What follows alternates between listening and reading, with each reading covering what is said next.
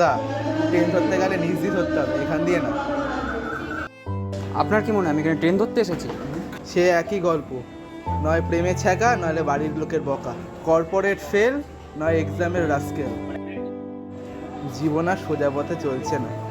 নিজের জীবন ঠিকঠাক চললে না অন্যকে জ্ঞান দেওয়া খুব সোজা হয়। কোনো সমাধান দিতে পারে না, মাই ফুট। বেশ, তাহলে কোনো জ্ঞান দিচ্ছি না, তাহলে আপনার অজ্ঞান হওয়ার কারণটা শুনি। মাকে বলেছিলাম এবারে চাকরিটা পাবো, কিন্তু পরীক্ষা দিয়েছি, জানি না কী হবে। এই সংসারের চাপ আমি আর নিতে পারছি না।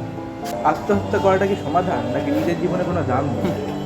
যদি দাম থাকতো তাহলে সবাই আত্মহত্যা করতে যেত না। সফলতা কখনো ব্যর্থতা ছাড়া আসেনি। আজ তুমি ব্যর্থ মানে এই নয় যে তুমি হেরে গেছো। আজ তুমি ব্যর্থ, কিন্তু কাল তুমি ঠিক সফল হবে।